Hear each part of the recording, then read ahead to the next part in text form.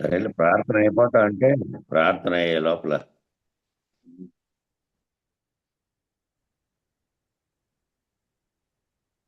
ఓం గురు బ్రహ్మ గురుర్విష్ణు గురుర్దేవో మహేశ్వర గురు సాక్షాత్ పరబ్రహ్మ తస్మై శ్రీ గురవే నమః. గురవే సర్వలోకానాం భిషజే భవరోగిణాం నిధయే సర్వ విద్యానాం శ్రీ దక్షిణామూర్తయే నమః. బృహద్వాసిష్ట సిద్ధాంతం పూర్ణబోధోపదేశిక వెంకటేశ్వర యోగీంద్రం సద్గురుభ్యో నమో నమః. ఆత్మానాత్మ అతీతమనిశం కేవలాత్మోపదేశిక వేముల రామయాజ యోగీంద్రం సద్గురుభ్యో నమో నమః. క్షరాక్షరమతీతం చాచల పూర్ణోపదేశిక పూర్ణానంద పుల్లయాజ సద్గురుభ్యో నమో నమః. అస్మద్గురు సమారంభం కృష్ణ సాందీప మధ్యమం ఓంకార పీఠ పర్యంతం వందే గురు పరంపరం. ఏ గురు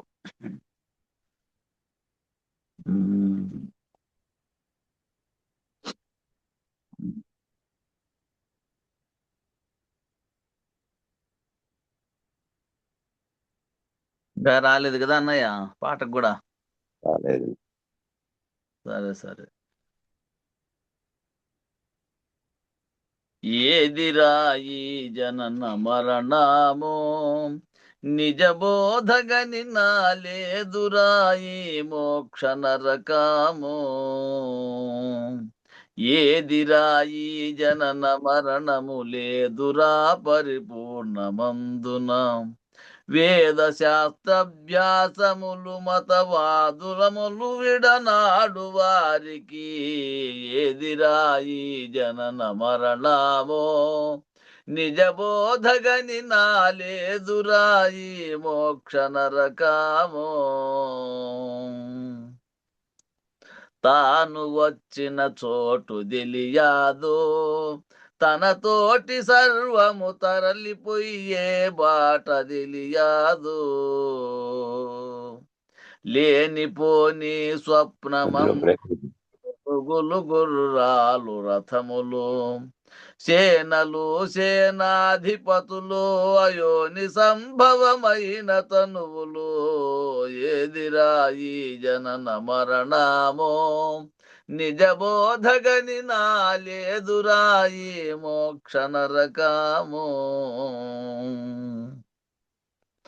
రాజు లేడు మంత్రి లేడురా రాజొక్కడుంటే గాజు కడియములెందుకవునురా. రాజు లేని కయ్యమాయను రాజ్యకాంక్షలు దబ్బరాయను. వాజిపేయుల సోమయాజులు వాంచకలలో వార్తలాయను. ఏదిరాయి జనన మరణమో నిజ బోధగని నాలేదురాయి మోక్ష నరకామో. దిక్కులేని దొరతనమురా దిక్కొక్కడుంటే నిక్కముగ ఈ జగములవునురా. దిక్కులేని తనువు ఇలపై పెక్కుగా శాస్త్రములుగాదా. ఒక్క రెప్ప పాటు లోపల బొక్క పెట్టి నిక్కు జీవుడు. ఏదిరాయి జనన మరణమో నిజ బోధగని నాలేదురాయి మోక్ష నరకామో.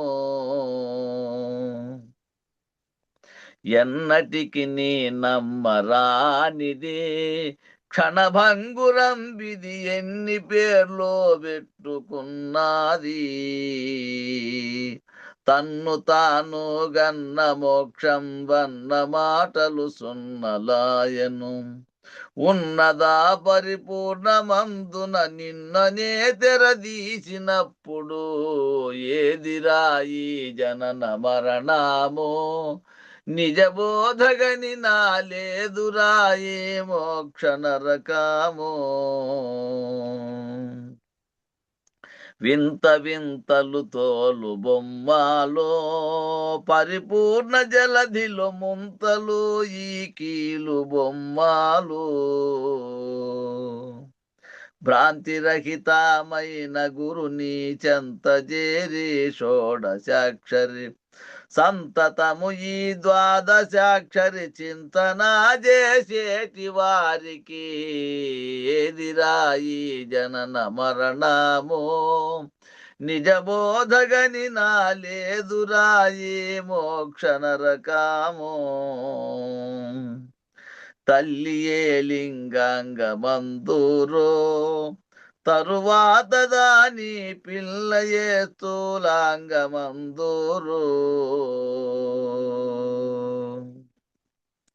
తల్లి జాగ్రత్త పిల్ల స్వప్నము తల్లి దారే పిల్ల కాయను ఎల్లవారి బ్రతుకు భాగ్యములెల్ల చూడగ కల్లనాయను ఏదిరాయి జనన మరణమో నిజబోధగని నాలేదురాయి మోక్ష నరకామో నీవు బయలులోనయుంటివి నీయందు బయలు నిండియున్నాదెరుగకుంటివి నీకు బయలు సూచనైతే నిముష మాత్రము నిలువబోవు కేవలము నీ కావలీవల స్థావరమే పరిపూర్ణమాయను ఏదిరాయి జనన మరణమో నిజబోధగని నాలేదురాయి మోక్ష నరకాము సంధియంబులు దీరి నేటికి మాదెందుకూరి ఇందుధరుని శిష్య కోటికి ఎందరూ లేదన్న బయలు ఎందు దూసిన సందులేకను అందరిలో సుబ్బ కవి అనుభవార్థం బితట తెలిపెను ఏదిరాయి జనన మరణమో నిజబోధగని నాలేదురాయి మోక్ష నరకామో జై శ్రీ సద్గురు ప్రభు మహారాజుకు జై శ్రీ పూర్ణానంద పుల్లయాజులకు జై విష్ణానంద కృష్ణమూర్త్యాజులకు జై అనంత కోటి గురు భక్త మండలికి జై గురు పరంపరముకు జై జై గురు జై జై అందరికీ జై గురు గురు పరంపరంకు జై. అంతా ఇంకా కొంచెం శివరాత్రి నిద్రలోనే ఉన్నట్లున్నారు, అందుకని ఎక్కువ మంది రాలేదు వాళ్ళేమో. పగులు పండుకోనరా అయిపోద్దు కొల్లకి పండుకుంటారు.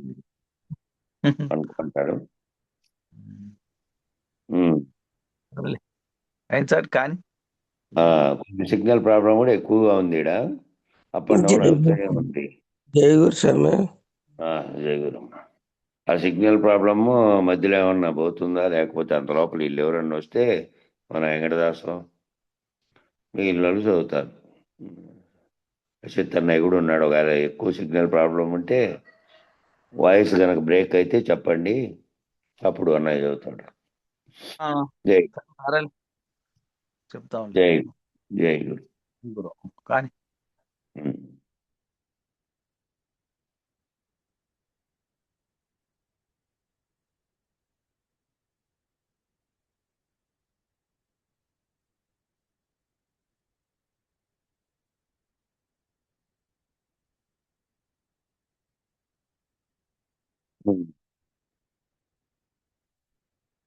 సూక్ష్మ స్థితిలో సమాధానాలు అందుకోవడం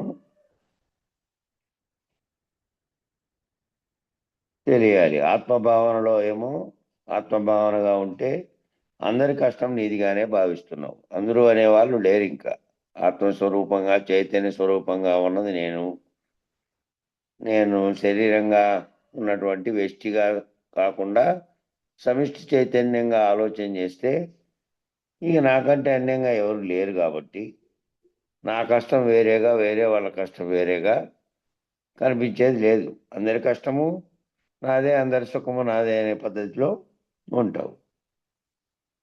కాబట్టి అందరి కష్టము నీదిగానే భావిస్తున్నావు, అంతటినీ ఆలోచన చేస్తున్నావు. ఈ బాధ భరించలేకనే కదా గురువుని శరణ కోరతావు.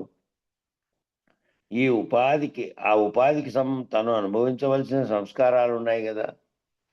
ఆ ఉపాధి అనేది ఒకటి వచ్చింది. ఉపాధి అంటే ఇదే, మానవ జన్మ వచ్చింది, శరీరం వచ్చింది కాబట్టి దానికి సంబంధించినటువంటి అనుభవించాల్సినటువంటి సంస్కారాలు వచ్చినాయి.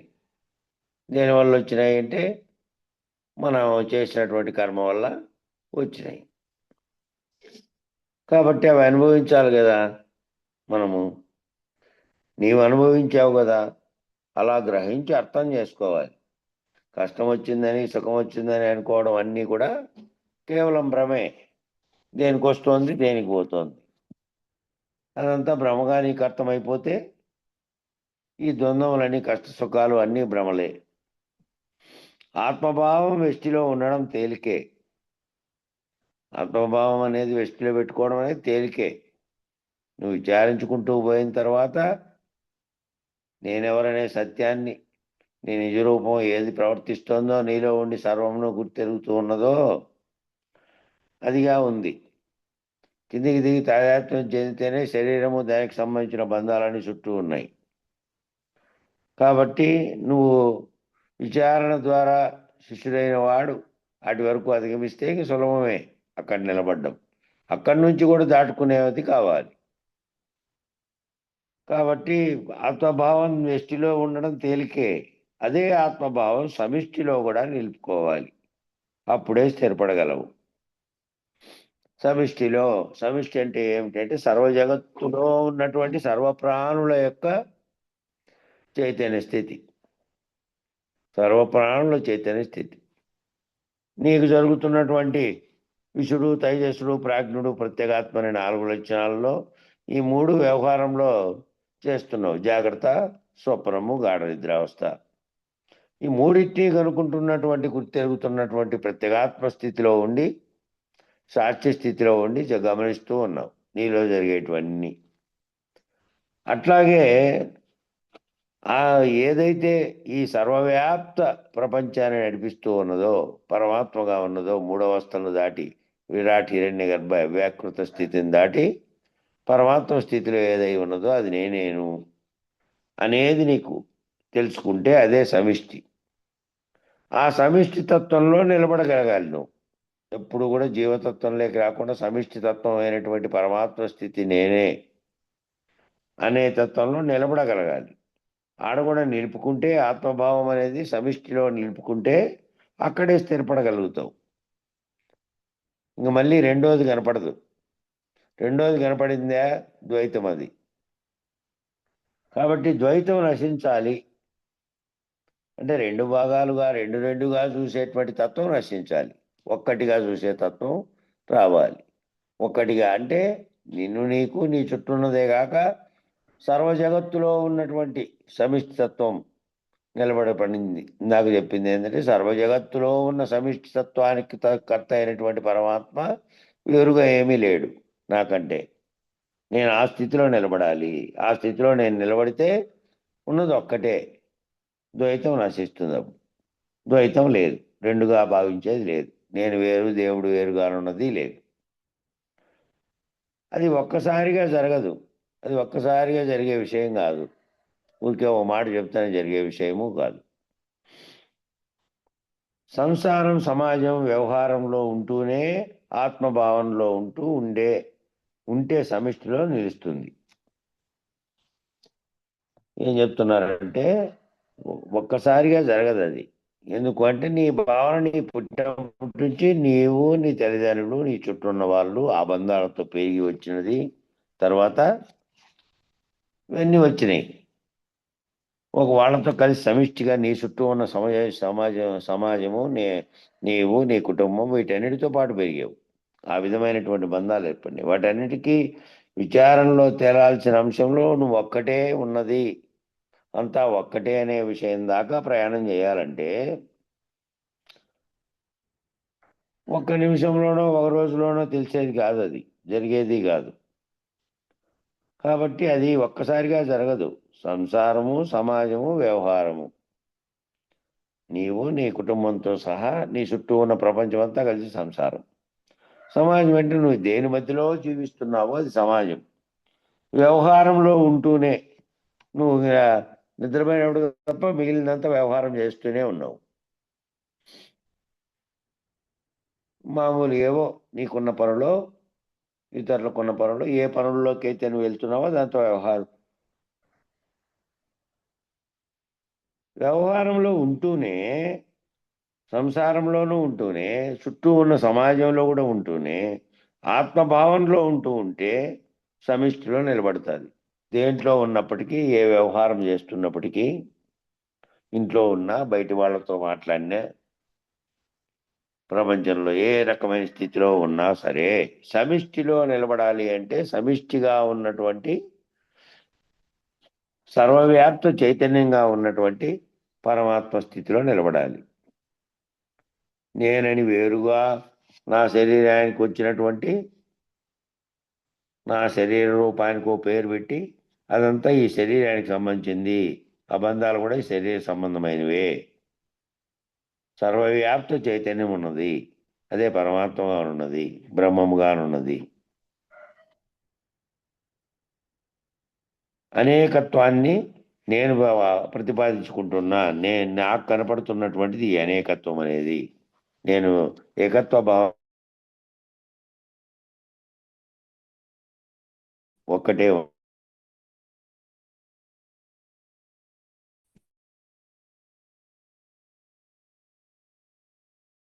ఒక్కసారిగా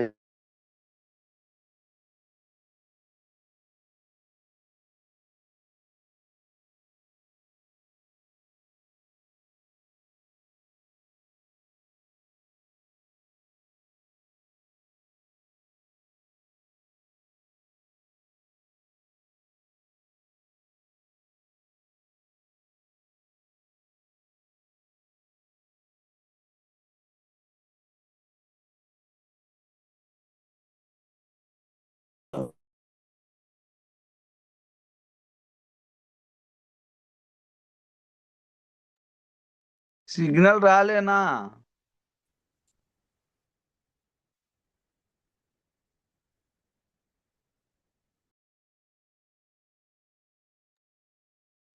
ఇప్పుడు చెప్పినా వినపడదు. ఉమ్. సిగ్నల్ వచ్చినప్పుడే చెప్పాలి. మనం చెప్పేది ఆయనకి తెలదు కదా. పేజీ ఎన్నో పేజీ బావా? నేను కూడా ఎత్తుకులాడుతాండా. 121. ఆ, 121. సరే. ముఖము 121 అంతర్ముఖము ఉంది దానిపైన. వాటికి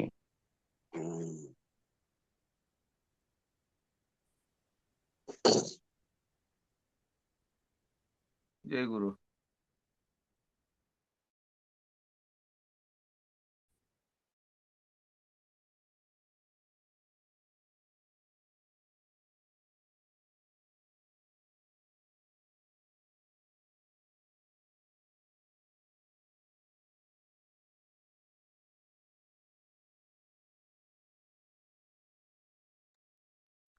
ఆన్ చేసుకో, మ్యూట్ చేసుకుంటా చూడు బాబా.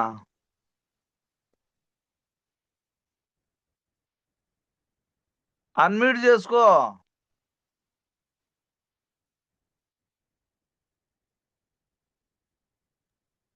అన్నయ్య అందులో ఉన్నాడు ఇప్పుడు.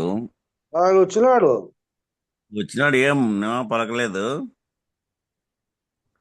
మాకేం పలుకు వినపడలే. ఇంతే చెప్పేసి నల్లి తీసుకో బావా నువ్వు. సిగ్నల్ బంద్ చేయలేదంటే అప్పుడే చెప్పినాడు. లేదు లేదు, ఫోన్ వచ్చింటుందిలేండి, ఊరికే ఉండండి, ఫోన్ వచ్చింటుంది.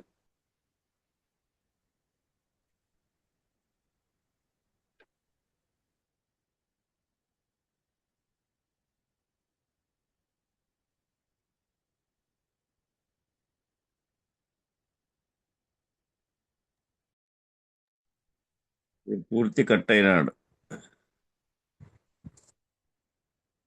ఏం నాకట్లేదు సిగ్నల్.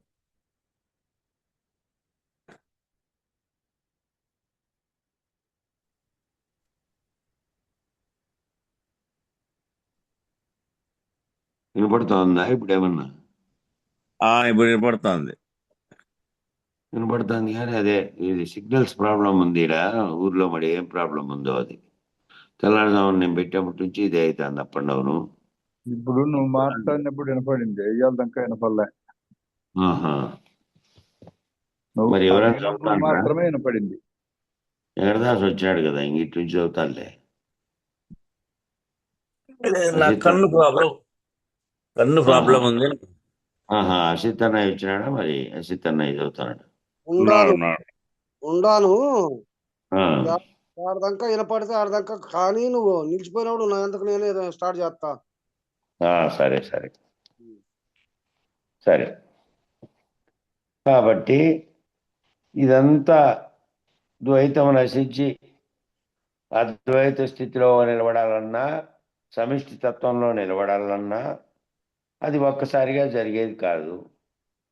సంసారము, సమాజము, వ్యవహారం అనేది దాంట్లోనే ఉంటూనే, ఆ క్రియలన్నీ నువ్వు జరుపుకుంటూనే ఆత్మభావంలో ఉంటూ, మళ్ళీ సమిష్టి తత్వమైనటువంటి ఈ మొత్తం నాకే కాక అనేక జీవులకు కాక ఈ సృష్టికే కారణమైనటువంటి సమిష్టి తత్వంలో ఉన్నటువంటి ఒక్కటే ఉన్నది చైతన్యము అనే దాంట్లో నిలబడితే నేనే పరమాత్మ అనే స్థితిలో సమిష్టిలో నిలబడగలుగుతావు. ఇంకా అన్యంగా చూడడం అనేది లేకుండా అవుతుంది. గురువులో తత్వత దగ్గరగా ఉంటే, గురువులో ఏ విధంగా తత్వత అంటే తత్వం ఏదైతే దాని అంతరార్థం ఉన్నదో దాని స్థితిలో దగ్గరగా గురువుకు ఉండాలి. అంటే అప్పుడు గురువు చెప్తున్నాడు ఇక్కడ, గురువు సర్వవ్యాపి. తత్ ప్లస్ త్వం, తత్వం. తత్ అంటే అది, త్వం నేను. ఇది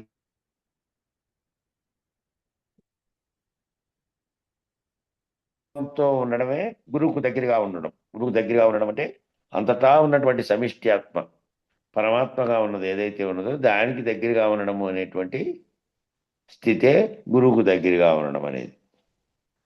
ఏవైనా ఎవరి సంస్కారాన్ని బట్టి వాళ్ళకు జరుగుతుంది, కానీ ఒకరికి జరిగిందని మరొకరికి జరగాలని లేదు. ఏది జరిగినా కూడా అది దుఃఖం కానీ, సంతోషం కానీ, ఆనందం కానీ, ఫలితం కానీ, లాభ నష్టాలు కానీ, ఇతరత్రా జరిగేటివన్నీ ఆ ద్వంద్వములన్నీ ఎవరెవరి సంస్కారాలు వారి జీవితంలో అనుభవిస్తున్నటువంటివి, అంతకుముందు జన్మల్లో చేసినటువంటి కర్మల ఫలితాలుగా వచ్చి ఉంటాయి. ఏవైనా ఎవరి సంస్కారాన్ని బట్టి వాళ్ళకి జరుగుతుంది, కానీ ఒకరికి జరిగిందని మరొకరికి ఇట్లాగే జరగాలని ఏమీ లేదు.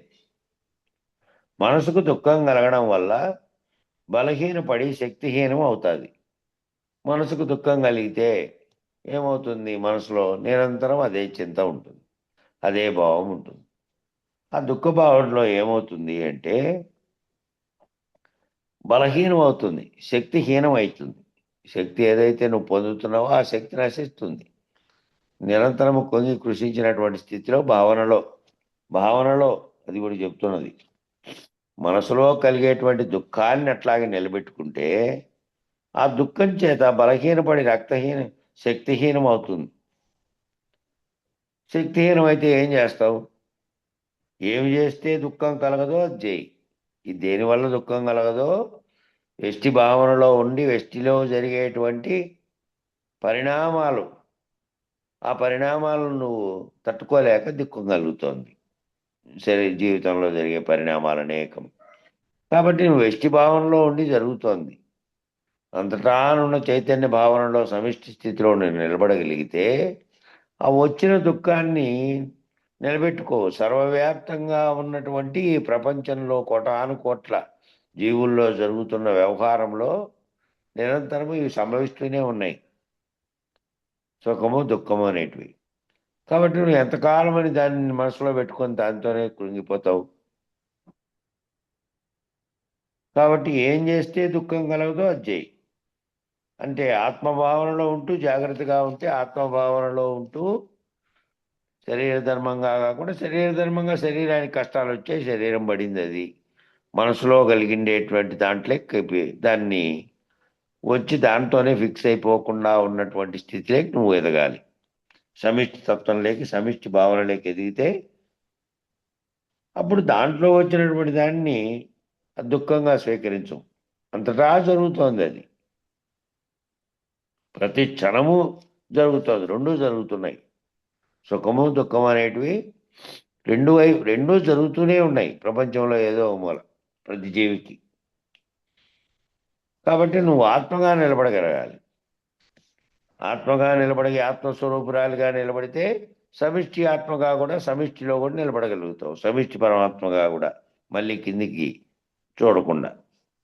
శరీరాన్ని కష్టపెడితేనే శక్తి పెరుగుతుంది, అంతేగాని కష్టాలు వద్దంటే విడుదలవడం కుదరదు. శరీరం అనేది కూడా, శరీరం శక్తివంతం కావడానికి రోజు ఆహారం తింటున్నావు, నాకుందప్ప, నాకు ఏ పని చేయాల్సి, కదిలే పని కూడా లేదు, అన్నీ ఇటుకే వస్తాయి అని తింటా ఉన్నారనుకో, అనేక జబ్బులన్నీ నువ్వేమి చేయక్కర్లే, అన్ని జబ్బులు వచ్చేస్తాయి శరీరానికి. శరీరం కదలని స్థితిలో, శరీరం కనుక పని చేయకుండా ఉండే స్థితిలో ఉందంటే చాలు, అయిపోయాయి. ఆ శరీరానికి జబ్బు రావడానికి కారణం ఏమిటంటే ఊరికే ఉండి తినడమే అవుతుంది మెయిన్ కారణం. శరీరం కదిలిస్తేనే, శరీరాన్ని కదలపెడితేనే, కష్టపెడితేనే శక్తి పెరుగుతుంది, తిన్నటువంటి ఆహారం పెరుగుతుంది, అది శరీరంలోకి చేరుతుంది, అది నిల్వ ఉన్నటువంటి స్థితిలో మళ్ళీ అనారోగ్యాన్ని కలగజేయదు. అంతేగాని కష్టాలు వద్దంటే నిలబడడం అనేది కుదరదు. కష్టాలు వద్దు, కష్టాలు అనేటివి వస్తాయి, రెండు ద్వంద్వాలు. నువ్వు జగత్ అనే దాంట్లో ఉన్నప్పుడు దాని లక్షణమే అది, కష్టము దాని వెనకే నష్టము, దాని వెనకే సుఖము, దాని వెనకే బాధలు, అనేకమైనటువంటివన్నీ పరంపరగా కలుగుతూనే ఉంటాయి. కాబట్టి కలుగుతున్న దాంట్లో నుంచి, ఈ కలుగుతున్నది అనేది దేనికి, ఈ జన్మ కలిగితే ఖచ్చితంగా కలుగుతూనే ఉంటాయి. మళ్ళీ ఈ జన్మ కారణమైన దాంట్లో దాన్ని తెలుసుకోక శరీరం నేననే భావనలో కర్మలు చేస్తూ ఉన్నాం. ఆ కర్మల ఫలితాలు అనుభవించడానికి మళ్ళీ ఖచ్చితంగా జనన మరణం జరుగుతుంది. కాబట్టి ఈ మొత్తం బాధే వద్దు అని కదా గురువు దగ్గరికి పోయినావు. ఈ పుట్టేదొద్దు, ఈ వ్యవహారం చేసేది మళ్ళీ దీనికి అవద్దు, దానికి ఉపాధి, ఈ ఉపాధి వచ్చింది కదా, ఈ ఉపాధిలోనే అదొక అవకాశంగా భావిద్దాం. ఈ శరీరం అనే, మానవ శరీరం అనే ఉపాధి అనేది నీకు ఒక అవకాశం వచ్చింది ఇందులో నుంచి తప్పుకోవడానికి, ఉపాధులు ధరించడం అనే దాంట్లో నుంచి, జన్మలెత్తడం అనే దాంట్లో నుంచి. కాబట్టి శరీరానికి కష్టపెడితే శక్తి పెరుగుతుంది, శరీరాన్ని వద్దంటే కష్టాలు నుంచి విడుదలవడం అనేది ఉండదు. బాధలు ఉంటేనే చైతన్య వికాసం, బాధలు ఉంటేనే, ఆ బాధలు ఏవి కలుగుతున్నాయో, దేనికి కలుగుతున్నాయో, ఈ విచారణ అంతా ఎందుకు జరిగిందంటే ఆ ఎదుటి వ్యక్తుల వల్ల, సమాజం వల్ల, నువ్వు చేసే వ్యవహారం వల్ల కలుగుతున్న కష్ట నష్టాలని నీలేకి నువ్వు తొంగి చూసుకొని పరిశీలించుకోవడానికే ఇదంతా వచ్చింది. కాబట్టి బాధలు ఉంటేనే చైతన్య వికాసం, అందువల్ల కొట్టబడ్డవాడే ఆత్మకు దగ్గరవుతాడు. వ్యవహార జీవితంలో ఏమేం దెబ్బలు తగిలాయో వాటన్నిటినీ నువ్వు పునరాలోచన చేసుకొని ఓ గురువుని ఆశ్రయించి వచ్చావు కాబట్టి ఆ బాధలు అనేటివి ఏంటివి అనేది నీకు తేలిపోయింది. ఇంతకుముందంటే తెలియలే, శరీరం భావనతో నువ్వు దుఃఖాన్ని అనుభవించినావు. గురువు దగ్గరికి వచ్చిన తర్వాత నీవెవరో వ్యష్టి సమిష్టిల భేదాన్ని తెలిపారు, ఈ రెండు ఒక్కటేననేది తెలిపారు. నువ్వు అక్కడ నిలబడగలిగితే ఇక నీకు ఇవన్నీ లేవు, ఆత్మస్వరూపుడిగా, పరమాత్మ స్వరూపుడిగా నిలబడతావు. ఇక 17వ అంశమైనటువంటి అంతర్ముఖం, బహిర్ముఖము, అంతర్ముఖము, బింబ ప్రతిబింబ న్యాయము. బహిర్ముఖం అంటే బాహ్యంగా ఉన్నదంతా, అంతర్ముఖం అంటే నీలో ఉన్నటువంటి అంతరంగ చతుష్టయంతో ఊహించగలిగి భావించగలిగేది. బింబ ప్రతిబింబ న్యాయం, బింబం ఏమిటి, దాని ప్రతిబింబంగా ఉన్నది ఏమిటి, వీటి మీద ఈ అంశం. ఇప్పుడు ఏమైంది, మనసు ఆగిపోయింది, అంతరంగంలో మనసు ఆగింది అనుకోవయ్యా. బహిరంగంగా కూడా అనుభవం అట్లాగే ఉండాలి కదా. ఉండాలంటే బహిరంగానికి ఆధారం ఏది? అంతరంగమే. ఏమైంది ఇప్పుడు అనేది చెప్తున్నాడు. ముందు అంతరంగంలో అంతర్ముఖము బహిర్ముఖము అనే దాని మీద చెప్తున్నారు. మనసు అనేది ఆగిపోయింది అనుకో. మనసు అనేది దేనితోనూ తాదాత్మ్యం చెందిన స్థితిలో ఉండిపోయింది అనుకో. అంతరంగంలో మనసు ఆగిద్ది, లోపల అదేమీ చేయట్లే, అది ఊరికే మౌన స్థితిలో సమాజ స్థితిలో ఉన్నది అనుకో. బహిరంగంగా కూడా అనుభవం అట్లాగే ఉండాలి కదా. బహిరంగంగా బాహ్యంగా కూడా అనుభవం అట్లాగే ఉండాలి. ఉండాలంటే బహిరంగానికి ఆధారం ఏది? బహిరంగంగా ఉండేదానికి అంటే బాహ్యంగా ఉండే శరీరతత్వంగా బాహ్యంగా ఉండేదానికి కూడా ఆధారం అదే, అంతరంగమే. అది అంతరంగం యొక్క ప్రతిబింబమే బహిరంగం. అంతరంగంలో అది దాంట్లో కలిగేటువంటి వాటి లేనిదే ఈ శరీరం వ్యవహరించదు. అంతరంగంలో నీళ్లు దప్పికవుతున్నాయి అనేది పుట్టింది అనుకో, తట్టుకోలేని దాహం అయింది. లేచి వెళ్ళి అక్కడ తాగాలంటే శరీరం బహిరంగంగా ఉండేది పోయి పని చేయాలి, అక్కడ పోయిన నీళ్ళు తీసుకొని తాగాలి. ఇది వ్యవహారం ఏం చేస్తుందంటే శరీరం చేస్తుంది పని.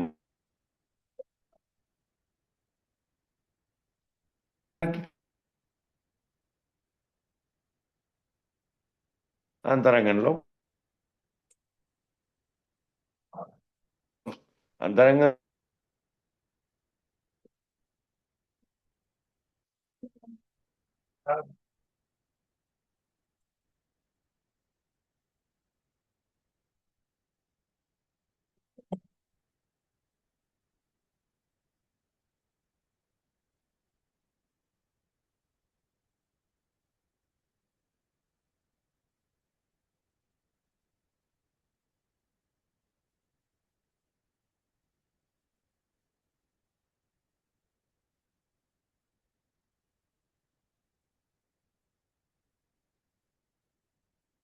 కానీ స్వామి నువ్వు జై శ్రీ సద్గురు ప్రభు మహారాజుకు జై. శ్రీ పూర్ణానంద పుల్లయార్యులకు జై. ఇప్పుడు అంతరంగంగా నువ్వు స్థిరంగా ఉన్నావు అనుకోవయ్యా. నీ ఆత్మలో నువ్వు స్థిరంగా ఉండవని నువ్వు అనుకో. అప్పుడు ఏమవుతుంది? బహిరంగంగా వచ్చినప్పుడు కూడా అదే భావన ఉంటుంది. అంతరంగంలో నువ్వు ఎప్పుడైతే స్థిరత్వాన్ని నిలబెట్టుకున్నావో అది నిలిచిపోతుంది. ఇంకా బయట మాట్లాడడానికి కానీ బయట చూసే వ్యవహారానికి కానీ అవకాశం ఇవ్వదు. అదేవిధంగా బహిర్ముఖంగా వచ్చినప్పుడు కూడా అదే భావన ఉంటుంది. ఇప్పుడు సహజంగా ఉండాలి నువ్వు. కాబట్టి బయట అయినా లోపల అంతరంగమైనా కానీ రెండు సమభావంతో ఉండాల నువ్వు. ఇప్పుడు చూస్తున్నావు అనుకోవయ్యా, నువ్వు ప్రయత్నం చేసి దాన్ని చూస్తున్నావు. ఇప్పుడు చూడాలని అనుకొని నీలో ప్రయత్నం కలిగిస్తేనే బయట చూసేదానికి నువ్వు ప్రయత్నిస్తావు. కాబట్టి చూసేది చూడబడేది ఉంది. చూసేది ఒకటి, చూడబడేది ఒకటి ఉంది. సంకల్పము చూడాలనేటువంటిది. చూసేది కన్ను. ఈ విధంగా చూసేది చూడబడేది ఉంది. దాని నుంచి నువ్వు ఆనందం పొందుతున్నావు. ఇప్పుడు ఆ చూసినటువంటి ఆ దృశ్య రూపము వల్ల అది మంచి కానీ చెడు కానీ దాంట్లో ఉండబడినటువంటి దాన్ని గుర్తించి నువ్వు సంతోషం కానీ ఆనందం కానీ ఏదైనా కానీ పొందేదానికి ఒక అవకాశం ఉంది. నువ్వు ఇదంతా మళ్ళీ విషయ సంబంధంగానే ఉంటున్నావుగా. మళ్ళా నువ్వు ఎట్లుండావంటే అది చూసిండేది చూడబడేది ఆ విషయంలో వచ్చినటువంటి ఆనందమో దుఃఖమో ఏదో అన్నో దాన్నంతా అనుభవించుకొని మళ్ళా విషయ సంబంధం లేకపోయినావు కదా. ఆ రకంగా కాకపోతే విషయాలతో తాదాత్మ్యం లేకుండా ఆ ఆనందాన్ని అనుభవిస్తున్నావు.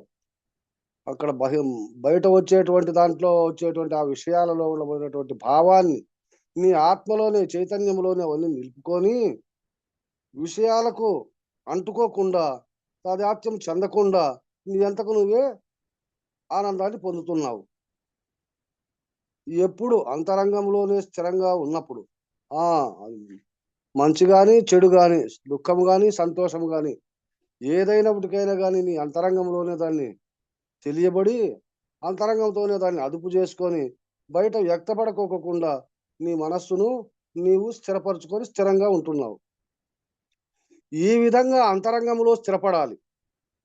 ఈ రకంగా నీ మనసులో అంతరంగంలో నీ మనస్సును ఆత్మలో స్థిరం చేసుకోవాలి. స్థిరపడ్డావు నువ్వు. అట్లా చేసుకుంటే నువ్వు స్థిరపడతావు. మామూలుగా కళ్ళు మూసుకొని కూర్చున్నావనుకో, పడుకున్నావనుకో, నిద్రలోకి వెళ్తున్నావనుకో, నిద్రలో కూడా ఆ స్థితిలోనే ఉండిపోతావు. బయట ఏదైతే అవకాశం ఇచ్చి దాంట్లన్నిటినీ నీ మనసులోకి నింపుకుంటున్నావో, అదే విధంగా పడుకున్నప్పుడు కూడా ఆ విషయాలన్నీ దీంట్లోకి చేరుకొని మరీ యథాప్రకారంగా సూక్ష్మ శరీరం తీసుకొని మళ్ళా స్వప్నావస్థలో అన్ని కూడా చేస్తా ఉండవు. అందుకు ముందు కాబట్టి దీన్ని రానికోకుండా చేసుకోవాలంటే మొట్టమొదట బయటనే నువ్వు మామూలుగా కళ్ళు మూసుకొని కూర్చున్నావు, ఏంది కనపడలా, పండుకున్నావు, నిద్రలోకి వెళ్తున్నావు, అప్పుడు ఏంది లేదు. ఆ నిద్రలో కూడా ఆ స్థితే ఉండిపోతావు. ఎందుకు? బయట చూసినప్పుడు ఉండబడినటువంటి వాటిపైన నీ విషయాలోకము దానిలోకి ప్రసరించలే, దానిలోకి తాదాత్మ్యం చెందలే నువ్వు. అందుకోసం ఇక్కడ స్థిరంగా నిర్మలంగా నిద్రపోతాండవు.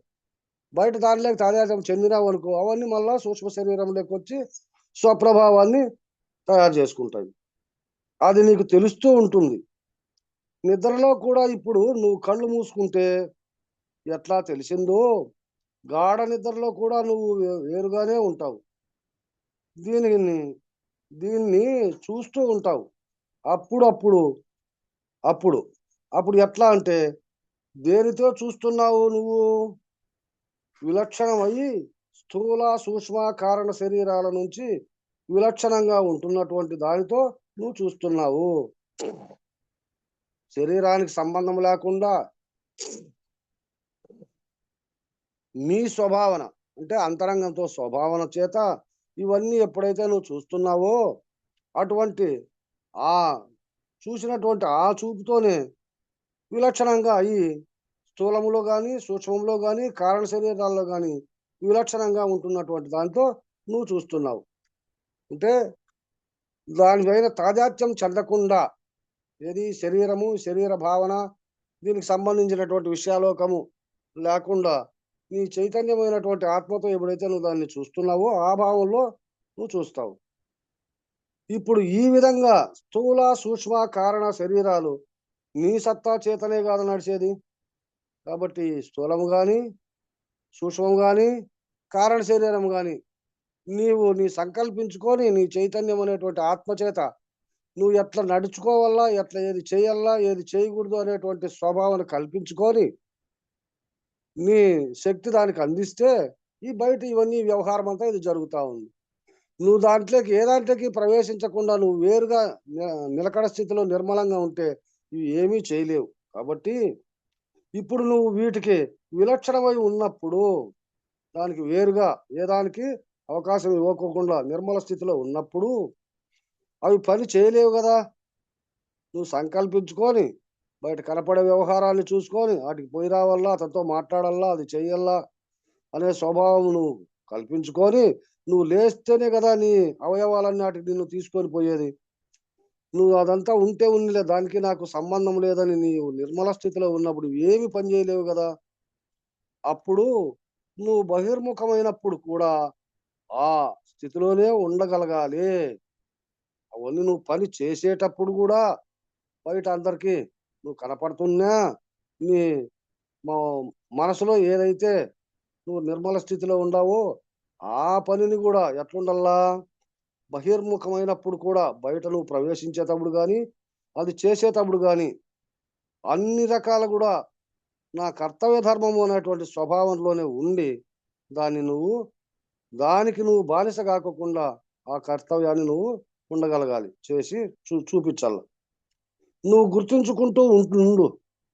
మొట్టమొదట్లో అంతరంగంలో స్థిరపడ్డాక అదే బహిర్ముఖమయ్యేది. నువ్వు గుర్తు చేసుకో. ఎప్పుడైతే చూసి చూన్నట్టు మొట్టమొదటి నుంచి మనసులో నువ్వు అలవాటు చేసుకున్నావో అదే పద్ధతే బయట కూడా వస్తుంది. కొంతమంది మాట్లాడించినా కానీ 2-3 మాటలు మాట్లాడిస్తే కూడా మాట్లాడేదే కష్టంగా మౌనం వహించుకొని విన్నట్టుగా ఉంటానే ఉంటారు. ఎందుకు? వాళ్ళ మనస్సు అధోగతిలో ఉంటుంది. ఆ రకంగా నిలిచిపోతావు నువ్వు. అంతరంగంలో స్థిరపడ్డాక అదే బహిర్ముఖం అయ్యేది. ఎందుకంటే అంతర్ముఖములో ఇంద్రియాలు కంట్రోల్ అయినవి కదా. అంతర్ముఖంలో అదే ఏ మనస్సు ఎట్లంటే అట్లా పోతే దాన్ని మనస్సు చేతనే తిప్పి ఏదైతే మనకు ఉపయోగపడుతుంది, ఏదైతే ఉపయోగపడదు అనేటువంటి స్వభావన గురువు వల్ల మనకు తెలియబడి ఆ పద్ధతిలో ప్రయాణం చేస్తున్నారు కాబట్టి ఆ మనస్సు చంచల మనస్సు లేకోకుండా నిలకడ స్థితిలో నిలబడడానికి కంట్రోల్ చేస్తుంది. ఇంద్రియాలు కంట్రోల్ అయినప్పుడు నీ శరీరంలో అంతరేంద్రియాలన్నీ కంట్రోల్ అయినప్పుడు బహిర్ముఖములో కూడా అవి పనిచేయవు. లోపల కంట్రోల్ అయిన తర్వాత లోపల సంకల్పం ఉంటేనే బయట పనిచేసేదానికి ఒక అవకాశం ఇచ్చేది. లోపల నిర్మలంగా స్థితిలో ఉన్నప్పుడు బయట ఏవి కూడా పని చేయవుగా. మెలకువ వచ్చినప్పుడు విషయ కర్మలు ఉన్నా కానీ ఆకర్షణ ఉండదు. మెలకువ వచ్చేవి కంటికి కనపడతాన్నా కూడా దానిపైన ఆకర్షణ అంటే అయ్యో మర్చిపోతూనే చేయలేకపోతూనే అనేటువంటి బాధ కానీ ఇంకా కావాలనేటువంటి తపన కానీ రెండూ లేకోకుండా దాని మామూలు స్థితిలోనే చూస్తూ ఉంటావు. తాపత్రయం అనేది లేకుండా మామూలు స్థితిలోనే నువ్వు అది చేయాలనేటువంటి స్వభావన కలిగి దాన్ని నెరవేర్చుకుంటుంటావు. ఆ విధంగా పాత అలవాటు ప్రకారము బయటవి ఆకర్షింపబడతాయి. కాబట్టి ముందు పాతవి అంటే గురు సాన్నిధ్యానికి రాకముందు, ఈ అనుభవం నీకు లేకముందు ఏదైతే పాత అలవాట్లు ఉన్నాయో ఆ అలవాటు ప్రకారం అవేమో ఆకర్షింపబడతాయి. కానీ ఇప్పుడు ఏం జరుగుతుందంటే ఆగిపోతావు. గురువు వల్ల ఎప్పుడైతే వాస్తవాన్ని గుర్తించినావో ఆ పాత అలవాట్లన్నిటికీ స్వస్తి చెప్పి ఈ కొత్త అలవాటుగా గురువు నేర్పించినటువంటి గురు జ్ఞానము బయటకు వచ్చి దానిపైన మనస్సు లేకోకుండా నిలకడ స్థితిలో నీవు ఆగిపోతావు. ఆగిపోయినప్పుడు దానిలో ప్రవేశించినప్పుడు ప్రశాంతత వస్తుందిగా. ఆగిపోయేదేమో ఆగిపోతాండవు కానీ దాంట్లో ఏవైతే ఆగిపోయినాయో ఆగిపోయినటువంటి వాటిలోకి నీ మనస్సు నిర్మల స్థితిలో చెందుకున్నప్పుడు ప్రశాంతత అనేటువంటిది అక్కడ ఏర్పడుతుంది. బయట తాపత్రయం కానీ చంచల మనస్సు కానీ ఏవీ లేవు. అవి లేకోకుండా నువ్వు ఎప్పుడైతే నీ మనస్సు కంట్రోల్ చేసుకొని నిలిచిపోయిందో అప్పుడు మనస్సు అంతా కూడా శాంతి పొంది నీవు కూడా ప్రశాంతంగా ఉంటావు. అట్లా గుర్తిస్తూ కొన్నాళ్ళు చేయగా ఏమవుతుంది, ఈ విధంగా మొదట్లో ఇదంతా సాధన చేసినట్టు ఒక్కొక్క నాడు ఒక్కొక్క దానిపైన ఈ విధంగా నువ్వు కొంత టైం కేటాయించుకుంటూ చేసుకుంటూ వస్తే ఏమవుతుంది, గుర్తింపు పోతుంది. కనపడినా కూడా కనపడిన దాని రకంగా అది నీ మనసులోనే లేకోకుండా ఏ సందర్భానికి ఏది వస్తే ఆ కర్తవ్య ధర్మాన్ని నువ్వు చేసుకుంటూ గుర్తింపు లేకుండా ఉన్న భావన తెలుస్తుంది. నేను చేయలేదు, అది ఏదో జరిగిపోయింది అనేటువంటి భావన అక్కడ అది నీకే ఆ భావనలో తెలుస్తుంది. అక్కడ నువ్వు ప్రకృతి ఈ రెండు తిరిగి పనిచేస్తూ ఉంటాయి. కానీ చేయలేదా అంటే చేస్తాండవు, నువ్వు చేస్తాండవు.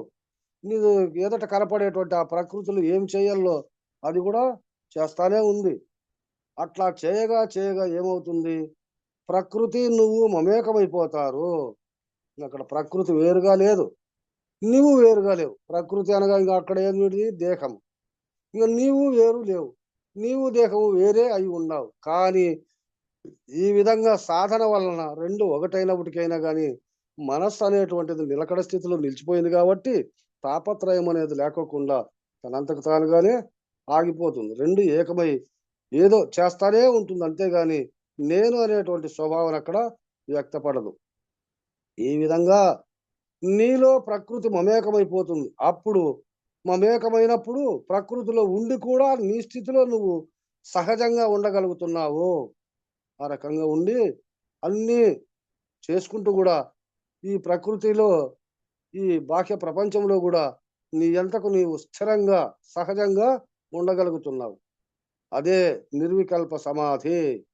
అన్ని ఉండి అన్ని చేస్తూ అన్ని చూస్తూ ఏదానికి అంటకుండా నీ మనస్సును ఇతరత్ర విషయాలోకములోకి పానీకోకుండా నిలకడ స్థితిలో ఉండి ఏదాన్ని వదిలిపెట్టకుండా ఎప్పుడైతే అన్ని చూసుకుంటూ సమభావంతో నీ కర్తవ్య ధర్మాన్ని నువ్వు నెరవేరుస్తాండవో అదే నిర్వికల్ప సమాధి. అంటే సంకల్ప వికల్పములు లేని స్థితి. చేయాలా అనేటువంటి సంకల్పము లేదు, చేయకపోతేనే వికల్పము లేదు. మంచి జరిగిందనేటువంటి సంతోషము లేదు, చెడు జరిగిందనేటువంటి బాధ లేదు. ఈ రెండు సంకల్ప వికల్పములు లేని స్థితి అదే సహజ స్థితి. అది సహజ నిర్వికల్ప సమాధి. నేను సమాధి అమనస్క పద్ధతిలో సమాధిలో కూర్చుంటున్నామని అంటారే, దాన్ని ఏదో కొంతసేపు పట్టుదలగా నిలబెడితే ఉండబడినటువంటిది అది. ఆ సమాధి నుంచి బయటకు వస్తానే మళ్ళీ విషయాలోకంలో అంతా అదే మాయ చుట్టుకొని తాపత్రయాలకు లోనవుతారు. కాబట్టి ఆ విధంగా కాదు ఇది. ఈ సహజ నిర్వికల్ప సమాధి అంటే అన్నిట్లోనూ చూస్తూ, చేస్తూ, ఉంటూ, ఏ దానికి బానిస కాకుండా, ఏ దానికి అంటకుండా, సర్వ పనులలోనూ అంతటా ఉండి, అన్నిట్లోనూ ఏ దానికి ఉండకోకుండా ఎట్లయితే ఉంటాడో అదే నిర్వికల్ప సమాధి. ఇంకా శిష్యుడు అంటే మాయ నాలో చలనము కలిగించి ఈ సృష్టి అంతా వ్యక్తం చేసింది. ఎప్పుడైతే నేను ఆ మాయని గుర్తించానో ఆ మాయ నాలో లయమైపోయి నా సత్స్వరూపంలో నేను ఉండడం జరుగుతుంది. వాస్తవం చెప్తాన్నాడు అతను. మాయ నాలో ఉండి మాయ ఆవరించుకొని మాయ ప్రభావం ఎప్పుడైతే నీ మీద ప్రసారమై చూపించిందో అప్పుడు దానికి మాయతో కూడుకుని ఉండబడినటువంటి విషయాల్లో అంతలెక్క కూడా తానే అది కావాలా ఇది చెయ్యాలా అనేటువంటి భ్రాంతి చేత అన్ని చేస్తాడు. కానీ ఆ మాయ తనది నాలో ఉండి నన్ను ఆడిస్తాంది అనేటువంటి స్వభావం ఎప్పుడైతే తానుకు గుర్తుపడిందో అప్పుడు మాయ లయమైపోతుంది.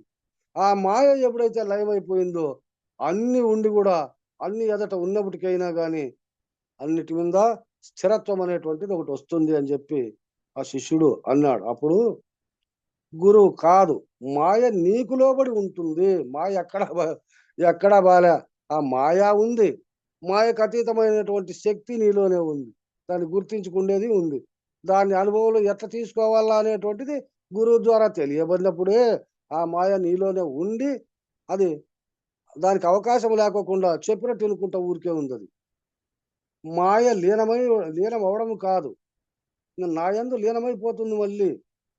కాదు అట్లా కాదు. మాయ నీకు ముందు లోబడింది. లోబడినప్పుడు నువ్వు దైవీ కార్యక్రమాలకి ఆ మనస్సుని వినియోగిస్తున్నావు. మాయ నీలో ఉండి కూడా అది ఏమి పని చేయలేకోకుండా అరగదొక్కేసుకొని ఊరికే ఉంది. అది నువ్వు దానికి అవకాశం ఇవ్వలే. అది బయట ప్రసారం చేసేదానికి నువ్వు అవకాశం ఇచ్చింటే దాని పని చేసేదే. దానికి అవకాశం ఇవ్వకుండా ఎప్పుడైతే నువ్వు దానికి అధిగమించినావో లోబడిందో నీకు అప్పుడు నీ మనస్సు ఎట్లుంది? దైవీ కార్యక్రమాలకి ఆ మనస్సును వినియోగిస్తున్నావు. మాయ అనేటువంటిది పని చేయకోకుండా ఆ దైవం ఎట్టివాడు అనేటువంటి దానిపైన మనస్సును వినియోగిస్తే ఆ పనులకు వినియోగిస్తున్నావు. అప్పుడు దైవము నువ్వు అనేటటువంటి ద్వంద్వాన్ని అనుభవంలోకి తీసుకొస్తాడు.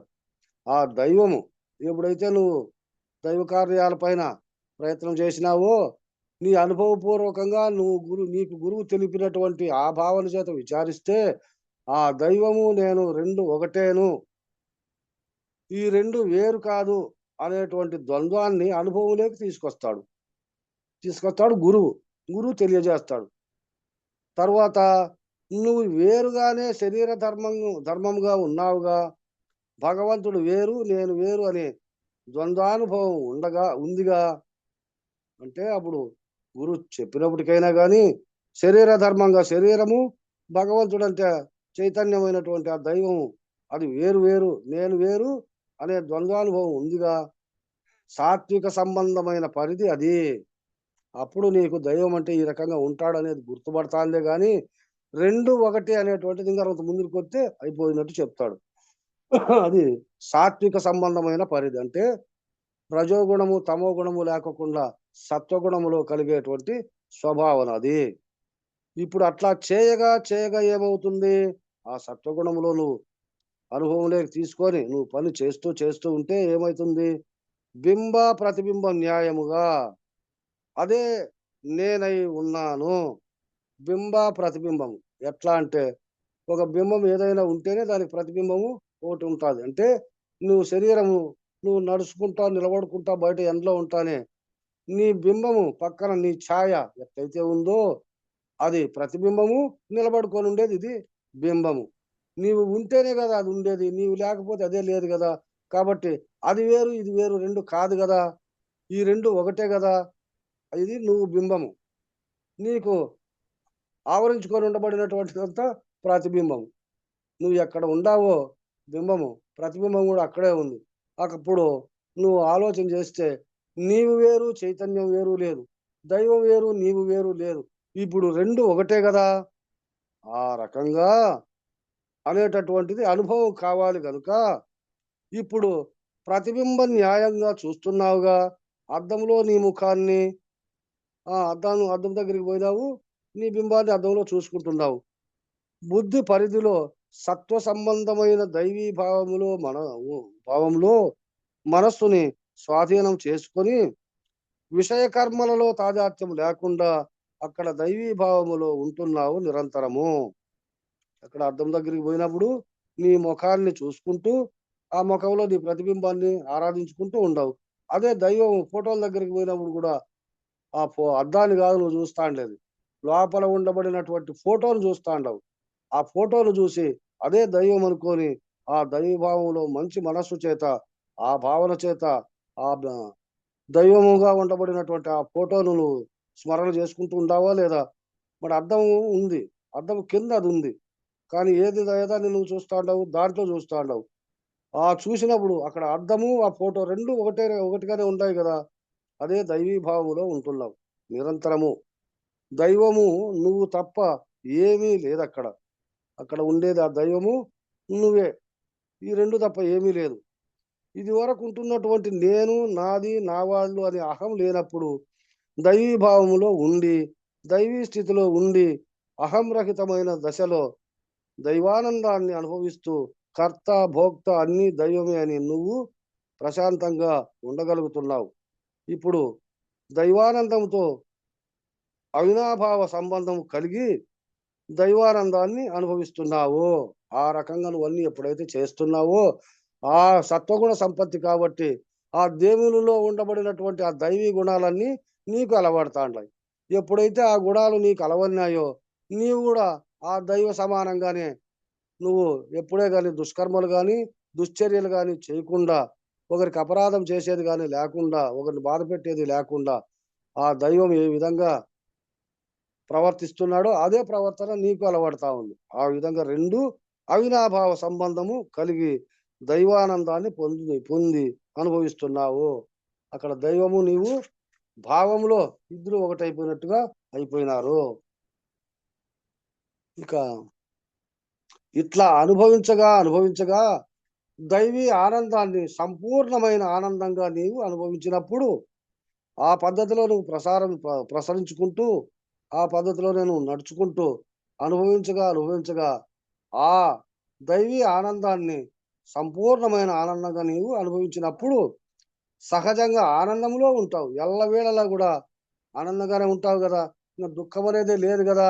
ఒకవేళ బయట బాధాకరమైనటువంటి విషయాలు వచ్చినప్పటికైనా చలనత్వం అనేది లేదు. దాని సంబంధమైనటువంటి విషయాలు వచ్చినప్పుడు కూడా ఏదో దాని కర్తవ్యం తాను చేసుకొని పోయిందిలే, దానికి నాకు సంబంధం లేదు, ఏది జరగాలో అది జరుగుతూ ఉంటుంది అనేటువంటి స్వభావనే అక్కడ వస్తుంది. కానీ అయ్యో నాకు ఇట్లా జరిగినే అనేటువంటి బాధ అక్కడ కలగదు.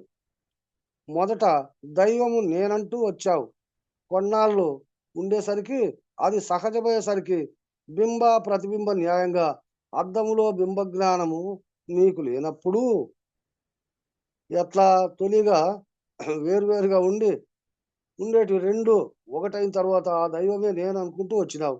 కొన్నాళ్ళు అది అనుభవంలోకి వచ్చేసరికి ఆ సహజమయ్యేసరికి బింబ ప్రతిబింబ న్యాయంగా అద్దములో బింబ జ్ఞానము నీకు లేనప్పుడు అద్దం ఉంటే నేనుండ, అద్దమే లేకపోతే బింబం లేదు అనేటువంటి స్వభావం నీకు ఎప్పుడైతే గుర్తుపడిందో అది నువ్వని చెప్పినా నీకు అర్థం కాదు. అంటే ఈ రకంగా చెప్తే అర్థం కాదు, కానీ దానికి ప్రత్యక్ష ప్రమాణంగా అర్థం తీసుకురాలా. ఇదిగో చూడు, ఇది వేరు, నువ్వు వేరు, ఇదో నువ్వే దీంట్లో ఉండేది, దాంట్లో ఉండేది కూడా నువ్వే. ఈ మనస్సు అనేటువంటిది అర్థము, మనస్సు లేక నువ్వు తొంగి చూసుకో, నీవు వేరు లేవు. అక్కడ ఉండి సంకల్పించుకొని నువ్వు ఇవన్నీ చేయాలనేటువంటిది బయట చూపుతా అంటేనే అవన్నీ చేసేదానికి ఒక అవకాశం ఇస్తావు అనేటువంటి స్వభావన చేత గురువు ఎన్నెన్నో ఉపమేయముల ద్వారా నిన్ను నీకు తెలియబడితేనే అది నీకు అర్థమవుతుంది. కాబట్టి నిన్ను నీకు తెలియజేయడానికి అద్దములో ప్రతిబింబాన్ని చూపించాడు. అట్లాగే అద్దం అనే జగత్తులో నిన్ను చూపిస్తున్నారు. ఇక అద్దం అనేటువంటి నీ మనసే అద్దము. నీ మనసు ఎంతుందో మమాత్మ సర్వభూతాత్మ అన్నట్టుగా నీలో ఉండబడినటువంటి ఈ గుణాలన్నీ బయట జగత్తులో కూడా అందరికీ ఉన్నాయి. అవి ఈ అన్ని బింబాలలో కూడా ఉన్నాయి. అన్ని చైతన్యమైనటువంటి ప్రాణులలో కూడా అదే ఉంది అనేటువంటి దానికి పెద్దలు చూపిస్తున్నారు. చూపించినప్పుడు బింబ జ్ఞానం నీకు లేదు కనుక నాకు తెలియదు. ఇంకా బింబ జ్ఞానం లేడుంది. ఇంకా అసలు నువ్వు ఆడుండవు. అంతటక్క నువ్వే కనపడినప్పుడు ఆ బింబము ఈ బింబము రెండు అంతా ఒకటే అయిన తర్వాత అది మొట్టమొదటి నీకు తెలియబడలే. గురువు తెలియజేసిన తర్వాత అది నీకు తెలియబడుతుంది. కాబట్టి అది నాకు తెలియదు. నేను ఎందుకు అవుతానని అంటావు. అప్పుడు అవన్నీ నేను ఎందుకు అవుతాను అని అంటావు. కానీ అప్పుడేం చేస్తారు? బింబ జ్ఞానం నీకు ఒక్కటేనని చెప్పడానికి నీకు సాధన చేస్తారు. ఆ బింబము ఇది నువ్వు ఉండేది రెండు వేరా ఒకటే అంటే ఆ బింబం అంటే అద్దం నీ ఎదురుగా ఉన్నప్పుడు అద్దంలో ఉండేది, ఈడ నువ్వు నిలబడుకోండేది, ఈ రెండు ఒకటేనా వేరా అని ఎప్పుడైతే నీకు తెలియజేస్తే అప్పుడు నీకు జ్ఞానోదయం కలుగుతా వస్తాడు. ఇప్పుడు ఈ చేయి ఇటు ఎత్తు, కాలు అటు అను, చేయి ఇటు అను అని అనిపిస్తారు. నువ్వు ఇక్కడ అంటే అద్దంలో కూడా అలాగే అంటుంది. మరి నువ్వు ఇక్కడ అన్నప్పుడు అక్కడ అద్దంలో అవుతుందిగా. ఇక్కడ నువ్వు అద్దం ముందర నిలబడుకొని కాళ్ళు చేతులు ఎట్లా ఏదైతే బయటికి ఆడిస్తున్నామో అదే విధంగా అద్దంలో కూడా ఆడిస్తాడు. కాబట్టి నువ్వు ఈడ ఆడిస్తా అంటే కదా ఆడతా ఉండేది. నువ్వు ఈడ ఊరికే ఉంటే ఊరికే ఉండాలి కదా. అక్కడ అద్దంలో అవుతుందిగా, ఆ రకంగా అవుతుంది కదా. కనుక అది నువ్వు కాకుండా ఎట్లా ఉన్నావు? ఇప్పుడు నువ్వు ఈడ ఆడిచ్చేదే ఆడ ఆడుతా ఉంది. కాబట్టి అది వేరు నువ్వు వేరు కాలేదు కదా. నువ్వు ఈడ ఆడిస్తా అంటేనే కదా అది ఆడుతా ఉండేది. అప్పుడు అది నువ్వు వేరు కాదు కదా, రెండు ఒకటే కదా అని మొట్టమొదట్లో ఆ విధంగా నిన్ను బింబ ప్రతిబింబ న్యాయంగా నీ స్వరూప జ్ఞానాన్ని నీకు తెలియజేస్తారు. పెద్దల సాన్నిధ్యానికి పోతే నీవు వేరు ఇది వేరు కాదప్ప, ఈ రెండు ఒకటేను అనేటువంటి దానికి ఇట్లా ఉపమానాలు పెట్టి ఇటువంటి పద్ధతిలో నీకు వాస్తవాన్ని తెలియజేస్తారప్ప పెద్దలు. ఆ విధంగా ఆ ప్రతిబింబం న్యాయంగా లేకపోతే నీ స్వరూపం నీకు తెలియదు కదా. అట్లా చేపించి చూపించకపోతే మొట్టమొదట వాస్తవం నీకు తెలియబడదు కదా. ఆ తరువాత సాధన ద్వారా నేను వేరు, నా ప్రతిబింబము నాలో నుంచి ప్రకటించినటువంటి ప్రతిబింబము వేరు అనేటటువంటి జ్ఞానాన్ని కలుగజేస్తారు. అది వేరు ఇది వేరు అంటే నాలో నుంచి వచ్చేటువంటి ఆ జ్ఞానమే ఇదంతాను.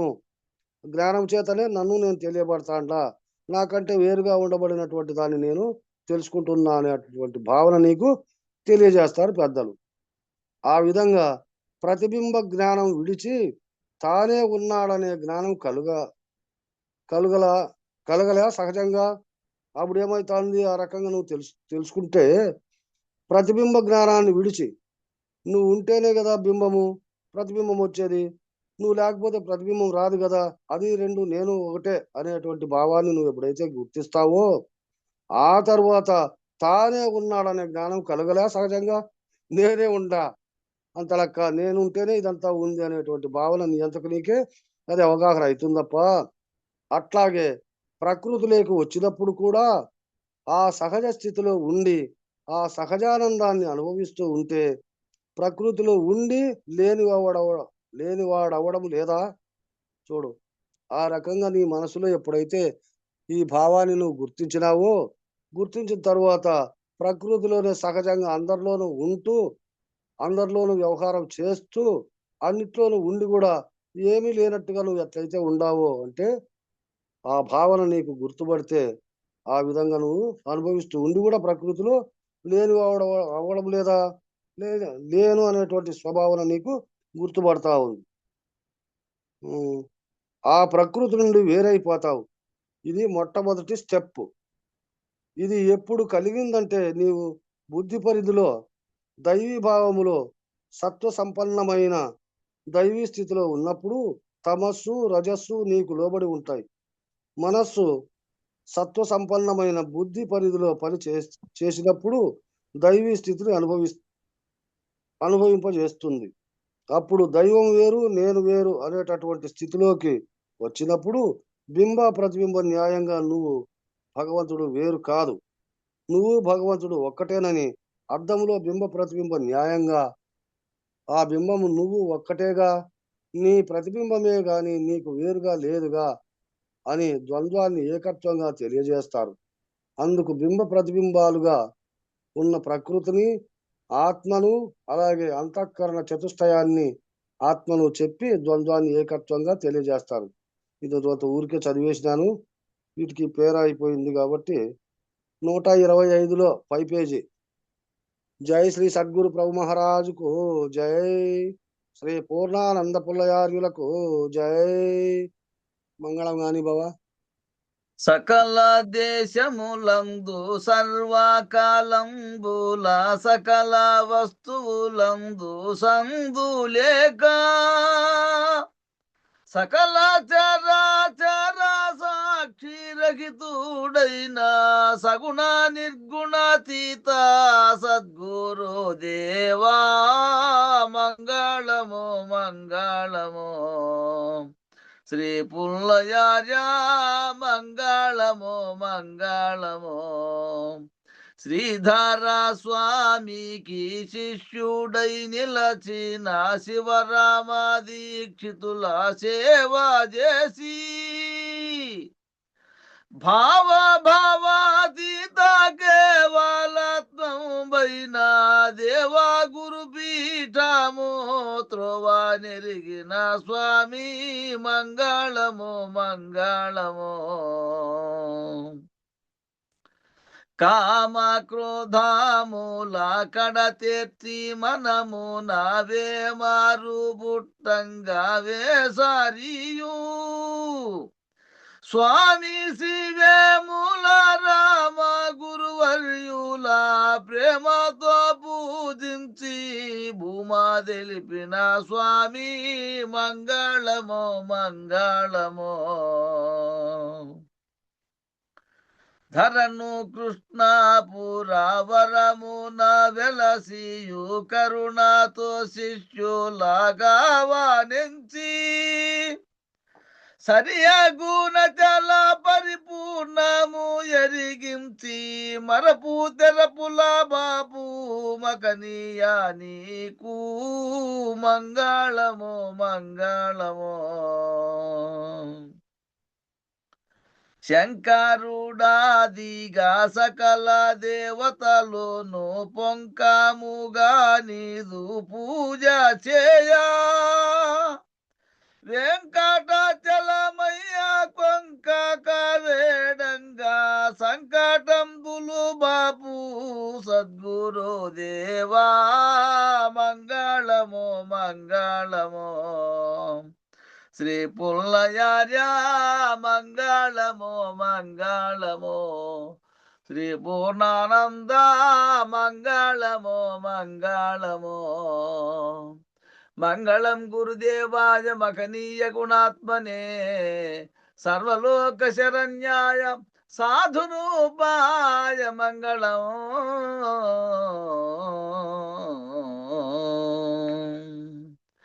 జై శ్రీ సద్గురు ప్రభు మహారాజుకు జై. పూర్ణానంద పుల్లయాజులకు జై. విష్ణుానంద కృష్ణమూర్త్యాజులకు జై. అనంత కోటి గురు భక్త మండలికి జై. గురు పరంపరముకు జై. జై గురుదేవ. జై గురు. జై గురు. అందరికీ జై గురు. జై గురు.